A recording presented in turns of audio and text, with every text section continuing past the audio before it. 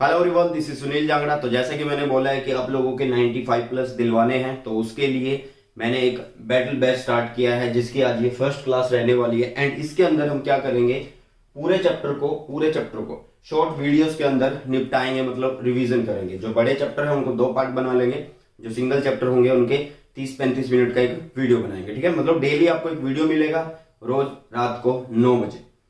Daily आपको 9 बजे एक वीडियो मिलेगा। आप कोई भी फिजिकल ट्यूशन जा रहे हो, ऑनलाइन पढ़ रहे हो, कोई भी किसी भी तरह का काम कर रहे हो, लेकिन सिर्फ 30 से 35 मिनट रोज के दे देना, सिर्फ 45 दिन के लिए।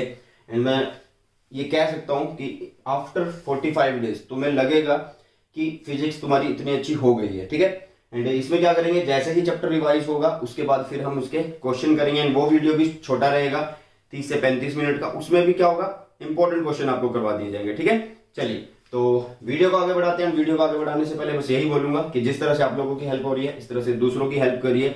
जो बच्चे पेड कोर्सेज नहीं ले सकते, ठीक है, पेड कंटेंट को नहीं देख सकते, मीन्स उनको पे करने के लिए उनके पास पैसे नहीं है, तो उनके पास लिंक शेयर करो कि फ्री में आपको कंटेंट मिल रहा है, उसे वो भी देख सकेंगे एंड अपनी प्रिपरेशन को स्ट्रॉन्ग कर सकेंगे। ठीक है, तो बस यही करना है और कुछ काम नहीं है। मैंने बोला है कि कॉस्ट क्या रहेगी, सिर्फ like, share and subscribe.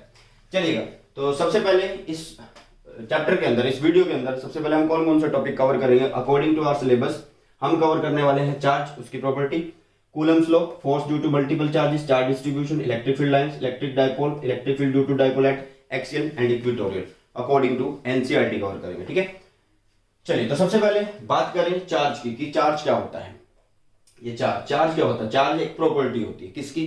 Matter की या पार्टिकल की, आप बोल सकते हो। ठीक है, it is the intrinsic property of elementary particle of matter which gives rise to electric forces between various object। कि चार्ज जो है वो एक प्रॉपर्टी है किसी मैटर की, जिसकी वजह से जो मैटर है, मतलब मैटर से क्या बने ऑब्जेक्ट, वो ऑब्जेक्ट क्या करते हैं, फोर्स ऑफ इंटरेक्शन शो करते हैं। मतलब वो रिपल्सिव भी हो सकती है, अट्रैक्टिव भी हो सकती है। ठीक है, तो ये होता है आपके पास चार्ज। आगे अगर हम बात करें प्रॉपर्टीज ऑफ चार्ज के बारे में, किसके बारे में बात करें, प्रॉपर्टीज ऑफ चार्ज के बारे में अगर हम बात करें, थोड़ा जल्दी जल्दी खींचेंगे इसे। ठीक है, तो पहली प्रॉपर्टी क्या है कि चार्ज जो है 2 टाइप्स के हैं, 2 types of charges, 2 types of charges. कौन कौन से होते हैं? एक होता है पॉजिटिव चार्ज एंड एक होता है नेगेटिव चार्ज। एक होता है पॉजिटिव चार्ज, एक होता है नेगेटिव चार्ज। ठीक है, दूसरी प्रॉपर्टी क्या कहती है? दूसरी प्रॉपर्टी कहती है कि जो चार्जेस हैं, चार्जेस वो कैसे हैं, एडिटिव है नेचर के अंदर। Charges are additive in nature. Additive in nature means किसी बॉडी पे अगर कोई भी चार्ज है, अगर टोटल चार्ज आपसे पूछा जा रहा है तो आपको सिंपली क्या करना है, उसका ऐड करना है, एल्जेब्रिक सम कर देना है। ठीक है, क्लियर। थर्ड प्रॉपर्टी क्या है? चार्जेस आर एडिटिव हो गया। थर्ड प्रॉपर्टी क्या है? Charges are conserved. Charges are conserved मतलब इनको बनाया नहीं जा सकता, ना खत्म किया जा सकता, इनको सिर्फ ट्रांसफर किया जा सकता है वन बॉडी टू अनदर। या फिर आप ये भी बोल सकते हो, the charge of an isolated system remains constant, clear. इस तरह से समझ गए, होगी थर्ड प्रॉपर्टी। फोर्थ की बात करते हैं, charges are quantized. Charges are quantized in nature. Charges are quantized in nature मतलब यह प्रॉपर्टी मोस्ट इंपोर्टेंट है। चार्जेस कैसे होते हैं? क्वांटाइज्ड होते हैं। कैसे? नेचर के अंदर। ठीक है, यहां पर समझिए क्या कहना चाहता है ये। एंड इंपॉर्टेंट प्रॉपर्टीज यहां पर करेंगे। ठीक है, वैसे अगर सारी प्रॉपर्टी हम लिखने लग जाए तो बहुत सारी बनेंगी। इंपॉर्टेंट की टाइप्स 2 होती हैं। चार्जेस एडिटिव होते हैं नेचर में, चार्जेस कंजर्व्ड होते हैं।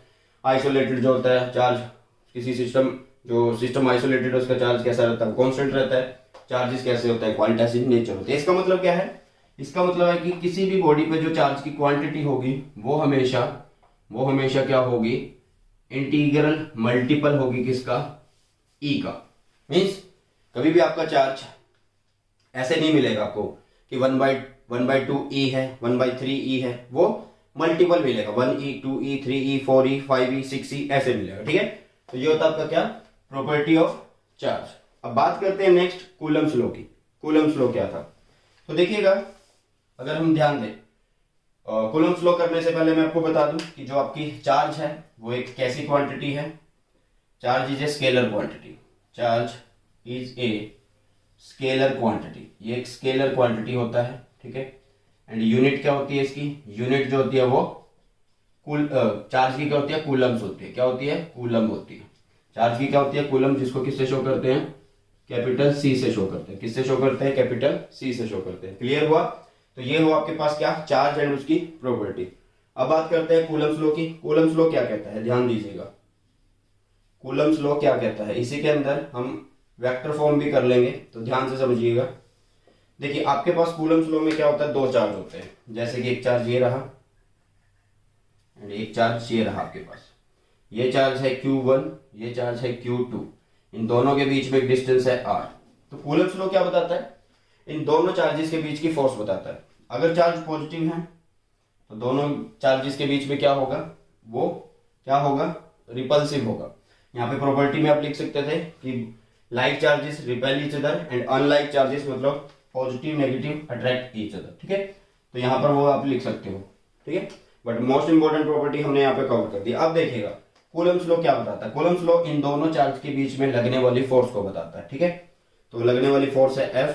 वो क्या बताता है कि ये जो फोर्स होगी वो डायरेक्टली प्रोपोर्शनल होगी इन दोनों चार्जेस के प्रोडक्ट एंड मैग्नीट्यूड का प्रोडक्ट एंड उनके बीच का जो डिस्टेंस है उसके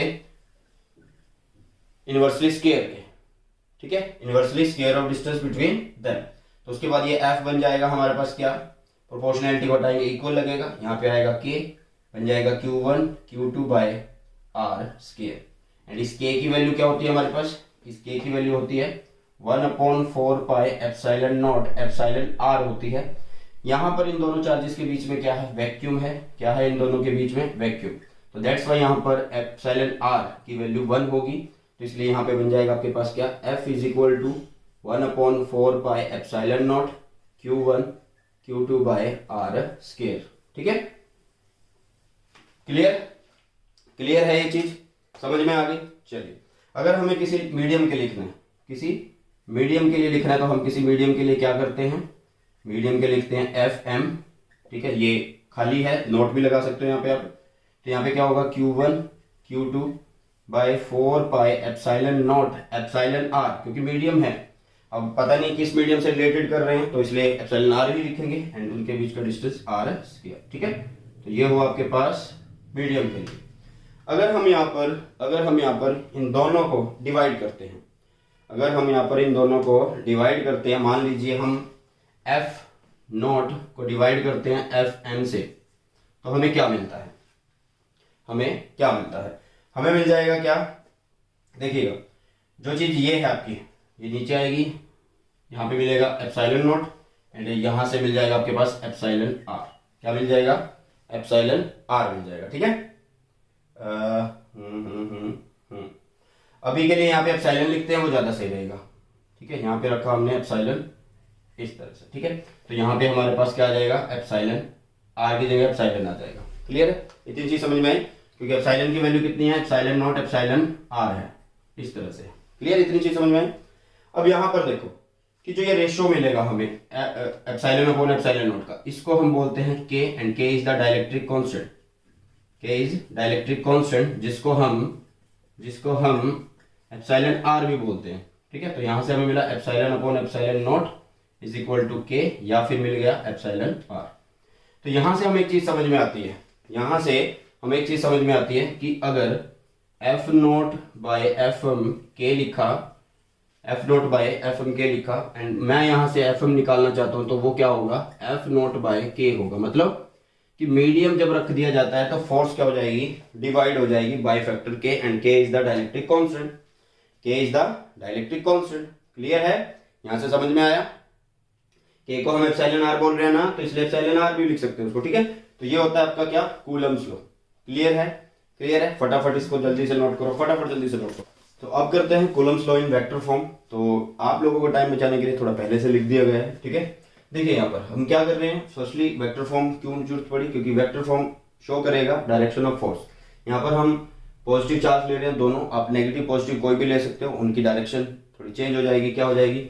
इधर और इधर हो जाएगी, ठीक है। बट यहाँ पर मैंने अभी दो पॉजिटिव चार्ज लिए, तो ये इस पे फोर्स लगा रहा है तो ये डायरेक्शन इस तरह हो गई, एंड ये इस पे फोर्स लगाएगा तो ये इस तरह से। क्यों? क्योंकि दोनों चार्ज क्या है, सेम है, तो सेम चार्ज रिपेल करते हैं। क्लियर? चलिए, इनके बीच में डिस्टेंस कि जब ये इस पे फोर्स लगा रहा है तो डिस्प्लेसमेंट कहाँ से हो रही है, जब फोर्स लग रही है सेकंड के ऊपर एंड फर्स्ट वाले की वजह से लग रही है तो डिस्प्लेसमेंट आपकी 1 2 है। ठीक है, एंड जब 1 2 फोर्स लग रही है तो डिस्प्लेसमेंट आपकी 2 से 1 है। ये क्लियर है? क्लियर है ये? चलिएगा आगे देखिएगा। तो फोर्स का फॉर्मूला हमें पता है, F क्या होता है, Q1 Q2 upon 4 pi epsilon not r square, उनके डिस्टेंस का स्क्वायर। अब इस चीज को अगर वेक्टर बनाना है तो मैं यहाँ पे वेक्टर लिख दूंगा, एंड वेक्टर लिखने के लिए यहाँ पर वेक्टर लिख दिया तो उसका मतलब ये नहीं कि ये वेक्टर बन गया, उधर भी वेक्टर होना चाहिए। तो मैंने क्या किया, चार्ज जो है वो एक स्केलर क्वांटिटी है, बाकी जो है वो कांस्टेंट है, तो only r is the displacement, तो मतलब उसकी एक डायरेक्शन होगी। ठीक है, तो इसलिए उसका यूनिट वेक्टर यहाँ पे मल्टीप्लाई किया, एंड यूनिट वेक्टर क्या होता है, वेक्टर अपॉन मैग्नीट्यूड होता है। तो इसको यहाँ पे रखा तो मेरे पास आ गया रिजल्ट क्या, F vector is equal to Q1 Q2 upon 4 pi epsilon not r cube, and ये हो गया r वेक्टर। मतलब अब जब भी आपको 2 1 लिखना है तो आपको क्या करना है, यही फॉर्मूला यूज करना है direct, Q1 Q2 4 pi epsilon not r cube r vector, but displacement 1 2 1 2, 2 1 है तो 1 2 एंड 1 2 है तो 2 1। क्लियर? एंड यहाँ पर ये दोनों फोर्स क्या है, एक दूसरे के इक्वल हैं, अपोजिट है। इक्वल क्या, सेम डिस्टेंस पर रखी है, सेम चार्ज है यहाँ पर, Q1 Q2 की वैल्यू सेम कर देंगे हम। ठीक है, तो ये फोर्स इक्वल एंड अपोजिट है, तो इसलिए हमने इनको ऐसे डायरेक्शन होने की वजह से ऐसे लिख दिया, F21 is equal to minus of 1 2। तो यहाँ से आपको पता लग गया कि जो टोटल फोर्स है वो कितना होगा, यहाँ पे 0 होगा। टोटल फोर्स कितना होगा, यहाँ पे 0 होगा। क्लियर? क्लियर? चलिएगा आगे देखिए, आगे क्या है हमारे पास, आगे फोर्स बिटवीन मल्टीपल चार्जेस, इसको सुपरपोजिशन भी बोलते हैं। ठीक है, तो यहाँ पे क्या होगा कि आपके पास एक सिंगल चार्ज है यहाँ पे, जैसे यहाँ पे एक चार्ज रखा हुआ है Q0। क्लियर है? यहाँ पे एक चार्ज रखा है Q0, तो मतलब ये चार्ज इसके ऊपर फोर्स लगा रहा है तो इधर गई डायरेक्शन, यहाँ पे एक चार्ज है इस पर फोर्स लगा रहा है तो ऊपर डायरेक्शन चलेगी, ये चार्ज इस पर फोर्स लगा रहा है तो इधर डायरेक्शन होगी। मतलब इस तरह से करते करते बहुत सारे चार्ज हमारे पास हो सकते हैं। ठीक है, एंड यहाँ पर जो ये Q0 है ये एक यूनिट पॉजिटिव टेस्ट चार्ज है जो कि बहुत छोटा है, जो इन पे फोर्स नहीं लगा सकता। ठीक है, ये अकेला बंदा इन सबको नहीं मार सकता, ये सारे मिलके इसको मार सकते हैं, मतलब इसको फोर्स लगा सकते हैं। तो यहाँ पर जो टोटल फोर्स होती है वो क्या होती है, अगर आपको निकालनी है टोटल फोर्स तो वो इन टोटल फोर्सेस का क्या होगी, वेक्टर सम होगी। इन सब का क्या होगी, इंडिविजुअल फोर्सेस का क्या होगी, वेक्टर सम होगी। क्लियर? क्लियर? तो ये होता है आपके पास क्या, फोर्स बिटवीन मल्टीपल चार्जेस या सुपरपोजिशन प्रिंसिपल। क्लियर हुआ? क्योंकि यहाँ पे देखो एक सिस्टम ये बना, एक सिस्टम ये बना, एक ये बना, एक ये बना, इस तरह से बहुत सारे चार्ज हैं, एंड सिस्टम की वजह से कैसे लिखते हैं, जैसे ये लिखा था हमने तो वो बता दिया गया। ठीक है, नेक्स्ट आपके पास क्या आता है, एक तो चार्ज कर लिया हमने, प्रॉपर्टीज कर ली, कूलम्ब्स लॉ कर लिया, उसकी वेक्टर फॉर्म कर ली, फोर्स बिटवीन मल्टीपल चार्जेस कर लिए। अब बारी है किसकी, चार्ज डिस्ट्रीब्यूशन की। किसकी बारी है, चार्ज डिस्ट्रीब्यूशन की बारी। तो charge distribution is of 3 types, कि चार्ज को डिस्ट्रीब्यूट करना। ठीक है, वो 3 तरह के होते हैं। एक है लीनियर चार्ज डिस्ट्रीब्यूशन, मतलब एक लाइन है उस पे चार्ज को डिस्ट्रीब्यूट कर देना, लाइन की फॉर्म में डिस्ट्रीब्यूट कर देना, वो होगा लीनियर चार्ज डिस्ट्रीब्यूशन। इसमें जो हमारे काम की चीज है वो क्या होती है, लीनियर चार्ज डेंसिटी होती है। तो linear charge density is denoted by lambda and it is equal to the total charge distributed upon the total length. कितना टोटल चार्ज डिस्ट्रीब्यूट किया आपने, कितनी लेंथ पर किया है, वो सारा उसको लिखते हैं क्या, Q by L, and unit will be Q is coulomb and length is meter. तो मीटर इनवर्स हो गया, ऊपर चला गया मीटर, तो दैट इज मीटर इनवर्स।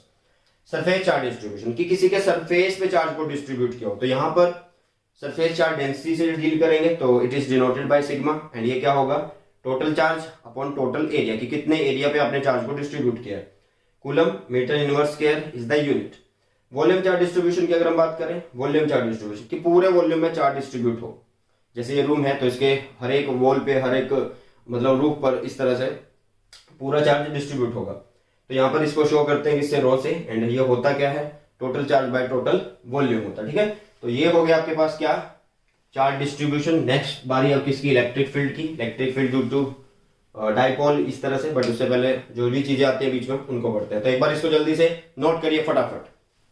देखिए आगे की तरफ क्या पढ़ना है हमें पढ़ना है इलेक्ट्रिक फील्ड। इलेक्ट्रिक फील्ड क्या होता है, the space around a charge. कोई चार्ज है उसके चारों तरफ का स्पेस, उसको बोलते हैं हम इलेक्ट्रिक फील्ड। तो इसका मतलब तो उसके चारों तरफ जितना स्पेस है वो सारा इलेक्ट्रिक फील्ड है। बट ऐसा नहीं है कि जब कोई दूसरा चार्ज आके, जब कोई दूसरा चार्ज जिसको हम टेस्ट चार्ज बोल रहे हैं वो फोर्स को फील करेगा कि ये मुझे खींच रहा है या रिपेल कर रहा है, तो वो जो दायरा होगा उसे बोला जाता है इलेक्ट्रिक फील्ड। समझ में आया। इलेक्ट्रिक फील्ड क्या है? The space around a charge in which another test charge Q not experience a force. Electric field intensity की बात करें, electric field intensity and electric field में कोई डिफरेंस नहीं है। डिफरेंस क्या है सिर्फ कि इलेक्ट्रिक फील्ड इंटेंसिटी जो है वो एक सिर्फ डायरेक्शन है कि किस डायरेक्शन में फोर्स लग रही है उस पर, मींस किस डायरेक्शन में वहां से इलेक्ट्रिक फील्ड जा रहा है उसके ऊपर से, ठीक है। तो ये सिंपल है, it is the force per unit test charge. तो लिखा हुआ है कि F vector upon Q not, कि जो फोर्स लग रही है चार्ज के ऊपर, टेस्ट चार्ज के ऊपर जो फोर्स लग रही है वो किस डायरेक्शन में लग रही है, तो वो क्या होता है? Electric field intensity. And unit की बात करें तो फोर्स इज न्यूटन कूलम, ठीक है। चलिए अब नेक्स्ट आता है हमारे पास electric field due to a point charge. Point charge कि ये रहा आपके पास एक सोर्स चार्ज, क्या है ये? एक सोर्स चार्ज है, सोर्स चार्ज, ठीक है। एंड ये हमारे पास एक test charge, test charge, clear है। ये हमारे पास क्या है? एक टेस्ट चार्ज एंड ये है सोर्स चार्ज। ये इससे आर डिस्टेंस पे रखा हुआ है, तो हमें एक पॉइंट चार्ज की वजह से क्या निकालनी है? ये पॉइंट चार्ज है, पॉइंट सोर्स पॉइंट चार्ज है, जिसकी वजह से मुझे फील्ड निकालना है यहाँ पर किसी एक पॉइंट पर, कोई भी पी ए बी सी कुछ भी पॉइंट आप लिख सकते हो। तो electric field intensity F vector by Q not, या फिर इलेक्ट्रिक फील्ड लिखना चाहूं तो एफ बाय क्यू नॉट में लिख सकता हूं। उसके बाद एफ हमने पढ़ा है अभी कि कूलम्ब्स लॉ क्या करता है? फोर्स बताता है दोनों चार्जेस के बीच की। तो यहाँ में हम फोर्स कैसे लिख सकते हैं? क्यू नॉट अपॉन 4πε0 उनके बीच का डिस्टेंस का स्क्वायर। तो ये हो गया, इसको सिर्फ सिंपली यहाँ पे रखा, जो कट हुआ वो काट दिया, बच गया हमारे पास क्या? E is equal to q by 4πε0 r बच गया। यहाँ से हमें पता लगा कि जो E है वो इनवर्सली है स्क्वायर ऑफ डिस्टेंस के, इनवर्सली है किसके? स्क्वायर ऑफ डिस्टेंस के।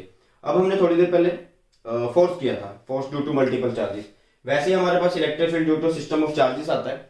इस electric field due to system of charges का मतलब कि एक पॉइंट को बहुत सारे चार्जों ने घेर रखा है, वो मिलकर उस पर इलेक्ट्रिक फील्ड लगा रहे हैं अलग अलग डायरेक्शन में। तो टोटल इलेक्ट्रिक फील्ड उसके ऊपर कितना होगा? तो टोटल इलेक्ट्रिक फील्ड कितना होगा? उन सबका वेक्टर सम होगा। E vector is equal to E1 vector plus E2 vector plus E3 and En। और सेम डायग्राम था जैसा पीछे हमने किया था, ठीक है। नेक्स्ट पढ़ते हैं electric field lines. Electric field lines क्या होती हैं? हाइपोथेटिकल होती हैं, सिर्फ सोची जाती हैं, फील की जाती हैं ये, ठीक है। मतलब देखी नहीं जाती, इनको सिर्फ फील किया जाता है। तो हाइपोथेटिकल होती है किसमें? नेचर में। ये स्ट्रेट भी हो सकती है एंड कर्व भी हो सकती है, ठीक है। प्रॉपर्टी की अगर हम बात करें तो पॉजिटिव चार्ज के लिए ध्यान से देखिएगा, फॉर पॉजिटिव चार्ज ये स्टार्ट होती है पॉजिटिव से एंड एंड होती है इन्फिनिटी पर। नेगेटिव चार्ज में क्या होता है? मतलब इलेक्ट्रिक फील्ड इनसे क्या होता है? आउटवर्ड होता है, रेडियली आउटवर्ड। नेगेटिव के लिए क्या होता है कि ये इन्फिनिटी से आ रही है एंड एंड कहां पर हो रही है? नेगेटिव पर, क्लियर। मतलब रेडियली इनवर्ड। इसी तरह से आपके पास क्या है, अगर ये दोनों चार्ज एक सिस्टम का पार्ट हो, पॉजिटिव नेगेटिव एक ही जगह हो, तो क्या होगा? पॉजिटिव से फील्ड निकलेगा एंड नेगेटिव में एंटर करेगा, इस तरह से घूम के ऐसे बन गए। तो यहाँ पे देखो स्ट्रेट भी है एंड कर्व्ड भी है, ठीक है। चलिएगा आगे बात करते हैं थर्ड की। ये पॉइंट आप बोल सकते हो, इंपॉर्टेंट नोट है ये, tangent to the electric field line. की इलेक्ट्रिक फील्ड लाइन जो है, जैसे कि मान लीजिए ये इलेक्ट्रिक फील्ड लाइन आपके पास, ये इलेक्ट्रिक फील्ड लाइन ऐसे जा रही है, ठीक है। इस पर टेंजेंट ड्रॉ करना in the direction of electric field. कहीं भी एक पॉइंट पे यहाँ पे मैंने टेंजेंट ड्रॉ किया, तो मैं यहाँ पे क्या कर रहा हूँ? एक टेंजेंट इस तरह से ड्रॉ कर दिया in the direction of electric field lines. तो इलेक्ट्रिक फील्ड लाइंस इधर जा रही है ना, तो उसकी डायरेक्शन में मुझे टेंजेंट ड्रॉ कर दिया, तो वो क्या करेगा? Gives the direction of electric field. तो ये हमें इलेक्ट्रिक फील्ड की डायरेक्शन देगा, ये इलेक्ट्रिक फील्ड जा रहा है यहाँ पे, क्लियर। अब देखिए, two electric field line can never intersect each other. दो इलेक्ट्रिक फील्ड लाइन एक दूसरे को कभी भी इंटरसेक्ट नहीं करेंगी। क्यों नहीं करेंगी? क्योंकि at the point of intersection, at the point of intersection, मान लीजिए एक इलेक्ट्रिक फील्ड लाइन ये है, एक ये है, तो उसके लिए टेंजेंट ये हो गया, इधर वाली फील्ड के लिए ये टेंजेंट हो गया। तो एक ही पॉइंट से दो डायरेक्शन निकल गई, जो भैया पॉसिबल नहीं है, जो पॉसिबल नहीं है ना, ठीक है। तो ये थी इंपॉर्टेंट प्रॉपर्टीज एंड साथ में एनसीईआरटी के अकॉर्डिंग हम सारा सिलेबस यहाँ पे कर रहे हैं, ठीक है। तो इलेक्ट्रिक फील्ड लाइंस हो गई हैं एंड उसके साथ जितने भी ये टॉपिक्स हैं वो सारे आप नोट करिएगा जल्दी, एंड मैं टाइम स्टैम्प डाल दूंगा, वहां से भी आप पता कर सकते हैं। आगे बढ़ते हैं electric dipole and movement and साथ में एक्सियल एंड इक्वेटोरियल। जल्दी से फटाफट इसको नोट करिए। चलिए नेक्स्ट करते हैं हम अब इलेक्ट्रिक डाइपोल, ठीक है। तो इलेक्ट्रिक डाइपोल क्या होता है, सुनिएगा ध्यान से। इलेक्ट्रिक डाइपोल एक सिस्टम है जिसके अंदर दो चार्ज होंगे एंड उन दो चार्जेस को सेपरेट किया होगा किसी एक छोटे से डिस्टेंस से, ठीक है। It is a system of two equal and opposite charges.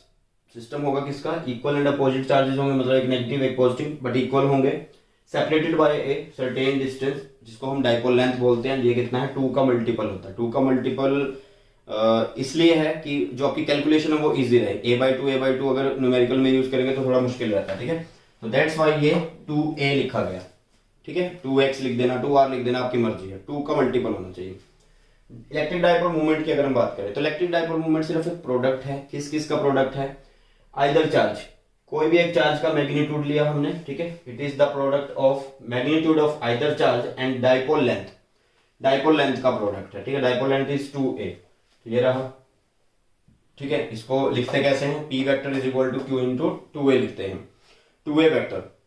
ये एक वेक्टर क्वांटिटी है, इसकी डायरेक्शन हमेशा कहां से कहां रहती है डाइपोल मूवमेंट की? नेगेटिव टू पॉजिटिव रहती है, ऑलवेज ऑलवेज पॉजिटिव रहती है, क्लियर है। इसकी अगर हम यूनिट की बात करें, इसकी अगर हम यूनिट की बात करें तो यूनिट होगी क्या? Coulomb metre. एम पहले मत लिखना, तो नहीं तो मिली बन जाएगा, तो दैट्स वाई इसको उधर ही लिखना, सी एम मतलब कूलम मीटर लिखना, क्लियर है। अब इसके बाद आपको इलेक्ट्रिक फील्ड डाइपोल, आपको इलेक्ट्रिक फील्ड इंटेंसिटी निकालनी है ड्यू टू डाइपोल। तो फर्स्ट केस हमने यहाँ पे बना लिया पहले से, एंड ये हम एक्सेल लाइन पर कर रहे हैं। देखिए यहाँ पे आपने एक डाइपोल लिया, जो ये माइनस क्यू है, ये प्लस क्यू है, इसको नाम दिया ए, इसको नाम दिया बी, ये इसका सेंटर है ओ, ये ए एंड ए डिस्टेंस हुआ, क्योंकि 2 टाइम्स मल्टीपल होता है। एक्सेल लाइन का मतलब होता है कि इन दोनों पॉइंट्स के बीच में से जो लाइन जा रही होगी उसके ऊपर कोई एक पॉइंट, चलो तो उसके ऊपर एक पॉइंट हमने लिया पी। अब यहां पर देखो, इससे फील्ड कैसे चलता? बी से बाहर चलता, तो दैट्स वाई इस पॉइंट के लिए फील्ड हुआ बाहर। नेगेटिव क्या करता? अंदर खींचेगा, तो इस पॉइंट पे जो फील्ड होगा वो अंदर की तरफ आ रहा होगा। क्या हो रहा होगा? अंदर की तरफ। मतलब पॉइंट पी पर ई बी उधर है, ई ए इधर है, ई बी उधर है एंड ई ए इधर है। इस तरह समझ में आया। एंड जो पॉइंट लेते हैं हम, चाहे वो इक्वेटोरियल हो चाहे आपका एक्सियल हो, उसका डिस्टेंस हमेशा डाइपोल के सेंटर से कंसीडर करेंगे। एंड सेंटर कौन सा है? ये रहा। तो यहां से यहां तक का डिस्टेंस मैंने आर लिखा, बाकी मुझे सारे डिस्टेंस पता है, तो उसके अकॉर्डिंग आप इसको आर प्लस ए लिख सकते हो, इसको आर माइनस ए लिख सकते हो। तो अब होगा क्या कि इस पॉइंट पे दो फील्ड हैं, E B and E A. तो इन ई ए एंड ई बी की वैल्यू को मैं निकाल लेता हूं। देखो ई ए की अगर मैं वैल्यू निकालता हूं तो चार्ज यहां पर है ना, ई ए मतलब यहां इस पॉइंट से वहां पर, तो यहां से यहां तक का डिस्टेंस मुझे पता होना चाहिए, एंड चार्ज की वैल्यू दी हुई है तो मैं फील्ड निकाल सकता हूं। देखो electric field due to A and B point E A का मैग्नीट्यूड में ले रहा हूं, ठीक है। तो के क्यू हमने निकाला था, के क्यू बाय आर स्केयर होता है, तो यहाँ पे के क्यू जिस चार्ज की वजह से उसको मैग्नीट्यूड हो गया, तो के क्यू हो गया प्लस नीचे आर प्लस है, यहां से लेके यहां तक का डिस्टेंस का स्केयर हो गया। फिर आपके पास बी, बी यहां से वहां तक का डिस्टेंस है, तो क्या आएगा? के क्यू बाय आर माइनस ए उसका स्केयर, क्लियर। ये भी मैग्नीट्यूड, ये भी मैग्नीट्यूड। अब उस पॉइंट पे दोनों चीजें, एक इधर है एक इधर है, अपोजिट में 180 डिग्री पर है, ठीक है, एक दूसरे के। तो यहां पर हम किस में से किसको कट करें? देखो ये पॉइंट बी के पास ज्यादा लाई कर रहा, मतलब आसान तरीके से आप यहाँ पे पहुंच सकते हो, बट यहां से यहां तक बहुत दूर है। तो मतलब ये फील्ड इसके ऊपर कम इफेक्टिव है, ये इफेक्ट ज्यादा डाल रहा है, तो इसका मतलब ईबी जो है वो ज्यादा है, ईबी जो है वो ज्यादा है as compared to E A, as compared to E A. तो मतलब हम ई नेट क्या कर देंगे? ईबी माइनस ई ए लिख देंगे। तो वैल्यू आपके पास है, ईबी की वैल्यू लिखी, ई ए की वैल्यू लिख दी, यहां से लिख दी, यहां से कॉमन आया के क्यू बाहर आ गया, अंदर रह गया कौन? 1 upon R minus A square minus 1 upon R plus A square, clear. इसको एलसीएम ले लेते हैं। एलसीएम लेने के बाद मैं इसको सोल्व कर रहा हूं डायरेक्ट, कैसे? A minus B A plus B, जिसको मैं क्या लिख सकता हूं? A square minus B square, A square minus B square, and इनका स्क्वायर है, तो दैट्स वाई यहाँ पे क्या आ गया? इसलिए यहाँ पे क्या आ गया? स्क्वायर आ गया, क्लियर। एंड यहां पर ऊपर क्या चला जाएगा? अगर माइनस ए स्क्वायर है, मीन्स सिंपल मैथ लगाना आपको, एंड सिंपल मैथ लगाने से आपके पास ये रिलेशन बनेगा, इसको इससे कट करिए, इसको इससे, आपके पास आएगा 2RA एंड 2RA, मतलब 4RA बन गया। उस 4RA को मैंने इस तरह से लिख दिया 2A 2R। ऐसा क्यों लिखा? क्योंकि देखो Q इंटू 2A मुझे क्या बन जाएगा? मिल जाएगा P मिल जाएगा, एंड यहाँ पे पहले से क्या पड़ा है? K पड़ा है, तो K ये बन गया क्या? P R ये रहा एंड 2 इसका ये रहा, ठीक है। तो 2kp r upon R square minus A square का होल स्क्वायर आ गया। ये है आपके पास electric field due to dipole at any point on axial line निकालने का तरीका। लेकिन आपके सिलेबस में जो चीज पूछी जाती है वो आपसे शॉर्ट डाइपोल के लिए पूछी जाती है। किसके लिए पूछी जाती है? शॉर्ट डाइपोल के लिए। शॉर्ट डाइपोल का मतलब समझते हो ना, कि डाइपोल छोटा होना शुरू हो जाए। अगर डाइपोल छोटा होगा इसका मतलब कि डाइपोल के बीच में जो डिस्टेंस है वो छोटा हो जाए, तो जो ये पॉइंट है जो मतलब r डिस्टेंस है वो तो बहुत बड़ा है, तो इसका मतलब r जो हो गया वो बहुत छोटा हो गया, किससे? a से। तो जब हम इसको यहां पर अप्लाई करते हैं, जब हम इसको यहां पर अप्लाई करते हैं तो हमें मिलता है e कितना? 2kpr अपॉन r4, एंड इस r को हम इसमें से माइनस कर देते हैं तो ये बनेगा 2kp by r cube. And ये फॉर्मूला आपका सबसे ज्यादा न्यूमेरिकल में यूज होता है। सबसे ज्यादा क्या? मोस्टली यही फॉर्मूला यूज होता है। Clear clear. तो ये होता है आपका electric field due to dipole at any point on axial line. अब करते हैं इक्वेटोरियल लाइन। चलिए नेक्स्ट देखिए, नेक्स्ट हमारे पास electric field due to dipole at any point on equatorial line. तो सबसे पहले हम डायग्राम समझते हैं, बाकी सारी चीजें सिर्फ मैथमेटिक्स है उसको समझते हैं। सबसे पहले आपने एक डाइपोल लिया जिसकी डायरेक्शन, डाइपोल मूवमेंट की डायरेक्शन है नेगेटिव टू पॉजिटिव, तो ये P लिखा हुआ है, ये नेगेटिव चार्ज है, ये पॉजिटिव चार्ज है, इनके बीच का डिस्टेंस A एंड A मतलब 2A होता है, इसको नाम दिया A, इसको नाम दिया B। इक्वेटोरियल का मतलब होता है कि इस लाइन के परपेंडिकुलर, सेंटर से परपेंडिकुलर, ठीक है, तो सेंटर से परपेंडिकुलर मैंने एक लाइन लगा दी तो वो इक्वेटोरियल लाइन है, एंड उसके ऊपर कोई पॉइंट P जहां पर एक टेस्ट चार्ज रखा है Q0, क्या रखा है Q0। क्लियर। अब इसकी वजह से फील्ड रेडियली आउटवर्ड होता है, पॉजिटिव की वजह से फील्ड रेडियली आउटवर्ड होता है, हर एक डायरेक्शन में होता है। क्लियर। तो यहां से फील्ड यहां अभी जा रहा है तो इधर कोई रखा ही नहीं है तो कोई काम नहीं होगा, ठीक है। तो इधर ये चार्ज है, इधर ये चार्ज है, ये ज्यादा वैल्यू का, इसकी बराबर वैल्यू का, तो ये इसको इफेक्ट नहीं कर रहा है, ये इसको इफेक्ट करेगा, तो इसने इस पे फील्ड लगाया, इससे फील्ड बाहर जा रहा है तो फील्ड इसके लिए ऐसे होगा, ऐसे होगा ना। देखो यहां से लेके यहां से कैसे बना रखा है EB। इसी तरह से नेगेटिव में फील्ड अंदर आता है, खींचता है ये, तो इसको खींच लेगा इधर, क्योंकि वो क्या है, टेस्ट चार्ज है जिसको हम यूनिट पॉजिटिव टेस्ट चार्ज बोलते हैं, ठीक है। तो आपके पास एक वेक्टर चला गया ऐसे इलेक्ट्रिक फील्ड एंड एक आ गया ऐसे, तो जब दो चीजें ऐसे और ऐसे हों तो उनका रिजल्टेंट होगा इधर। क्लियर। तो अगर मैं इस एंगल को थीटा बोलता हूं तो ये एंगल कितना होगा, थीटा होगा, एंड ये एंगल कितना होगा, थीटा होगा, इजिली पता ही लग रहा है, ठीक है। अब इसके बाद देखिए, फर्स्टली डाइपोल के सेंटर से हमें डिस्टेंस लेना होता है, उसको हमने क्या नाम दिया, R नाम दिया, ये लिखा हुआ देखिए R, इसको थोड़ा सा और अलग करके लिख देते हैं, ये है R। क्लियर। तो पाइथागोरस थ्योरम से आप ये डिस्टेंस भी निकाल लोगे, ये डिस्टेंस भी निकाल लोगे। क्यों निकाल लोगे, क्योंकि ये डिस्टेंस काम आएगा जब यहां से आप यहाँ का फील्ड लिखोगे, इस पॉइंट की वजह से यहाँ पे फील्ड लिखोगे, इस तरह से काम आएगा, ठीक है। तो ये काम आएगा यहाँ पर। क्लियर है, इतना क्लियर। इसके बाद जब आपका रिजल्टेंट इधर जा रहा है तो इसलिए हमें क्या निकालने पड़ेंगे, यहाँ पे कंपोनेंट निकालने पड़ेंगे, एंड जब हम कंपोनेंट निकालते हैं हमें मिलते हैं कॉस कंपोनेंट इस साइड में and sign component opposite direction में, ठीक है, चलेगा। तो सबसे पहले electric field due to point A and B लिखा हमने एट पॉइंट, देखो electric field due to point A and B की वजह से लिख रहे हैं, किस पॉइंट पे लिख रहे हैं, P पे। तो A की वजह से P पे कितना फील्ड होगा, KQ बाय डिस्टेंस का स्क्वायर होता है, इसकी वजह से भी क्या होगा, KQ बाय डिस्टेंस का स्क्वायर होता है, तो वही लिखा KQ बाय डिस्टेंस का स्क्वायर, बट स्क्वायर करेंगे तो ये अंडर रूट है, तो अंडर रूट खत्म हो गया तो ओनली बच गया यहाँ पे दिस। उसके बाद KQ by R square plus A square this. Clear. जिस बच्चे को point charge, electric field due to point charge समझ में आ गया उसको यहां तक कोई दिक्कत नहीं आने वाली, ठीक है। आगे देखिएगा, sine component are in opposite direction, sine component जो है वो अपोजिट डायरेक्शन, तो उनको हम यूज नहीं करेंगे, तो ये हो जाएंगे कट, सिर्फ किसको यूज करेंगे, कॉस को, क्योंकि वो सेम डायरेक्शन में है, तो दैट्स व्हाई हम यहाँ पे क्या लिख रहे हैं, टोटल इलेक्ट्रिक फील्ड E क्या हुआ, EA cos theta plus EB cos theta हुआ, ठीक है। चलिए, तो E is equal to EA cos theta plus EB cos theta, इन दोनों को मैं यहाँ पर एक चीज देखो, इस इक्वेशन से और इस इक्वेशन से हमें क्या दिख रहा है, ये दोनों तो इक्वल है, तो मैंने यहाँ पे लिख दिया क्योंकि E एंड EB इक्वल है, तो दैट्स व्हाई मैं यहाँ पे क्या लिख सकता हूँ कि E is equal to 2EA cos theta लिख सकता हूँ मैं। तो 2 लिखा, EA की वैल्यू लिखी, cos थीटा ट्रायंगल से आया, राइट एंगल ट्रायंगल से आया, या तो यहां से निकाल लो आप या इस साइड से निकाल लो, base upon hypotenuse, base is A, या इधर से निकालोगे तो A, hypotenuse is R square plus A square 1/2, यहाँ पे ये रहा A upon A square plus A square 1/2, तो यहाँ पर देखो Q into 2A is P, तो P लिख दिया, बचा कौन K, तो K आ गया। उसके बाद ये बेस सेम है तो पावर ऐड होके हो गया 3/2, तो ये होता है आपका किसके लिए, इक्वेटोरियल के लिए। लेकिन हमें शॉर्ट डाइपोल पे जाना है क्योंकि उस पर न्यूमेरिकल बनते हैं। शॉर्ट डाइपोल मैंने पहले समझाया कि डाइपोल छोटा होना शुरू हो जाए तो कॉमन सी बात है कि डाइपोल की लेंथ कम हो रही है, तो इसकी जो लेंथ है डाइपोल की वो यहां से यहां के वाले जो डिस्टेंस है उससे बहुत कम हो चुकी है, तो यहां पर हमने लिख दिया R very very greater than A हो गया। तो इसको सोल्व किया, इसमें से ये A नेग्लेक्ट हो गया, ऊपर पावर कितनी है 3/2, इस स्क्वायर को काट देगी वो, R स्क्वायर 3/2, 2 को कट कर दिया तो R क्यूब बचा, R क्यूब आ गया, ठीक है।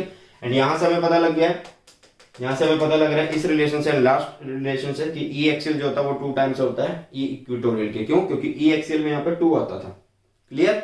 तो ये था आपका बैटल बैच की फर्स्ट क्लास, जिसके अंदर हम इन टॉपिक्स को कवर कर चुके हैं। मैं टाइम स्टैम्प भी डाल दूंगा, इजिली आपको मतलब दिक्कत नहीं होगी कोई भी टॉपिक ढूंढने में, एंड एक बेस्ट वे में हम रिवीजन कर लेंगे, एंड साथ में बहुत बढ़िया तरीके से क्वेश्चन भी करेंगे, ठीक है, तो आज की इस क्लास के अंदर इतना ही, एंड कल इसका दूसरा पार्ट मिलेगा जिसमें इस चैप्टर को फिनिश कर देंगे, वही 30 से 35 मिनट की वीडियो आपको मिलने वाली है। चलिए इसी के साथ इस वीडियो को करते हैं समाप्त, मिलते हैं हमारी नई वीडियो में कल। Thanks for the watching, God bless you all, have a nice day, bye bye, take care.